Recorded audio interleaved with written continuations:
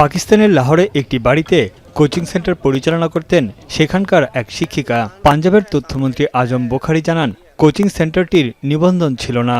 সেটি ব্যক্তিগত মালিকানাধীন আবাসিক ভবনের ভেতরে জীর্ণ একটি ছাদের নিচে ছিল।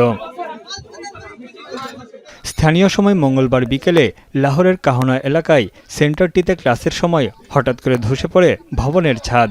ঘটনাস্থলেই প্রাণ হারায় বেশ কয়েকজন শিক্ষার্থী, আহত হয়েছে আরও কয়েকজন। এদের মধ্যে 5 শিশুর অবস্থা আশঙ্কাজনক। হতাহতদের বয়স 5 থেকে 16 বছরের মধ্যে। দুর্ঘটনার সময় কোচিং সেন্টারটিতে এক শিক্ষিকাসহ 22 জন শিক্ষার্থী ছিল।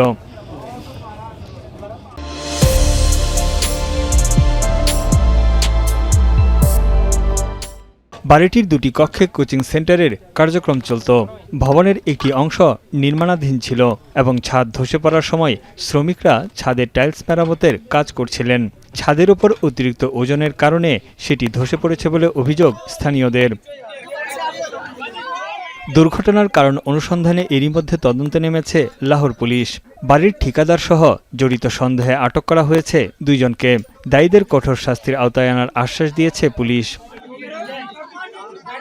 হতাহত পরিবারের প্রতি গভীর সমবেদনা জানিয়েছেন পাকিস্তানের প্রেসিডেন্ট আসিফ আলী জারদারি এবং প্রধানমন্ত্রী শেহবাজ শরীফ। আহতদের সর্বোচ্চ চিকিৎসা সেবা নিশ্চিতে সংশ্লিষ্ট কর্তৃপক্ষকে নির্দেশ দিয়েছেন প্রধানমন্ত্রী।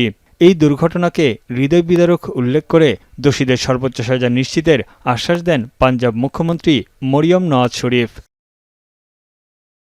দুর্বল অবকাঠামো এবং নিম্নমানের নির্মাণ সামগ্রী ব্যবহারের কারণে ছাদ ও ভবন ধস পাকিস্তানে খুব সাধারণ ঘটনা হয়ে দাঁড়িয়েছে।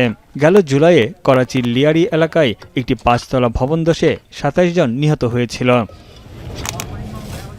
তানভীর জনি, এখন বিশ্ব।